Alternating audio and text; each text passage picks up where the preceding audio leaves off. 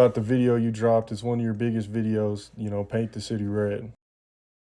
This dropped, what was it, 2020, 2019? I think the video. Yeah, I don't really remember.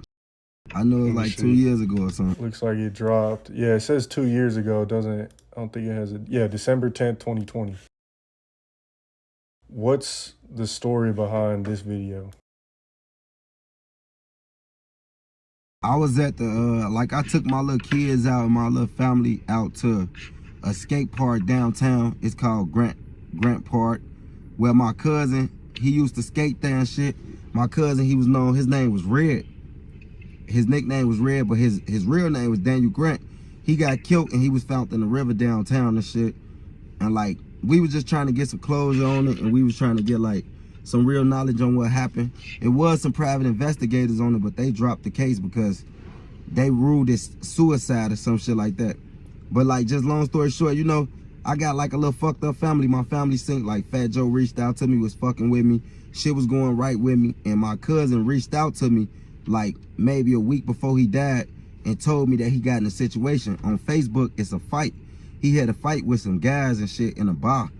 And the same guys came back and chased him with a gun. And then a week later, he go missing and he dead. So we kind of thinking these guys, I never talked to the investigators personally and told them this or nothing.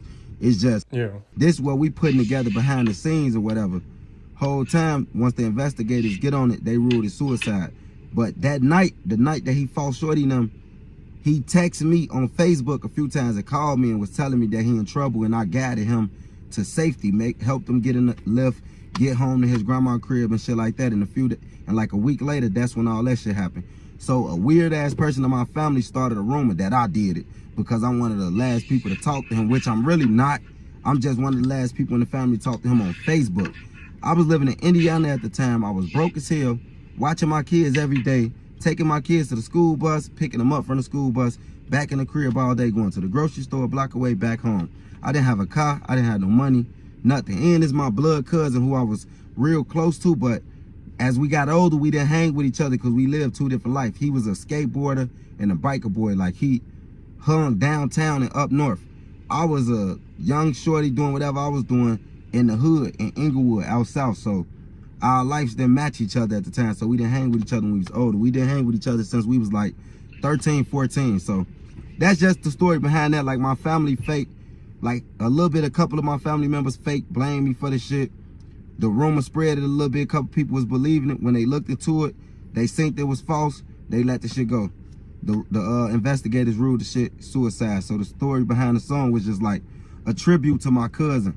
Like, Paint the City Red, his name Red and shit. Like, you know, just me talking about how this shit happened, how it's still a mystery, and how weird my family is. Most of my family, because I got a lot of family that's real. So that's what it was about, bro. Okay. So, but you said y'all lived two different lives? Like, he was more, like you said, into sports and stuff like that? Yeah, he was like skateboarding, and he was a biker boy doing like Uber Eats on bikes and shit. I was like in the hood trying to get on off rap shit and off and on with jobs and shit like that, you know? Yeah. How did that kind of affect you getting blamed for that? You know what I'm saying? Like, it really fucked up my grieving process because I was really grieving, not even understanding or believing he did. And then like when I heard the rumor, I didn't never entertain it, like go to no family members and tweak with them about it or nothing, because I know that'll just add fuel to the fire.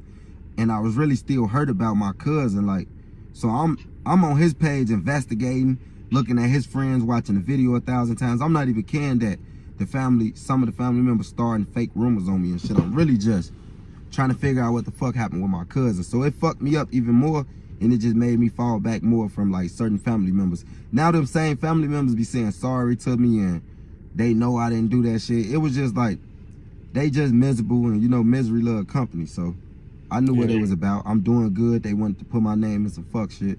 It didn't stick, so now they back on my. So basically, like, no one really knows what happened to this day for the most part. Like, it's just kind of. For the most part. But you know the weirdest shit, like if you look his name up on Facebook, you can go on his page open. His name, Daniel Grant. But the weirdest shit is, like 3 more of his friends died in the same river he died in. He died in Chicago, Michigan River, downtown. Like 3 more of his friends died in that same river. 2 after him and 1 before him. And like this, the articles is on his page, so we don't know what the fuck going on. Like the shit all weird. Damn, that's crazy. All right.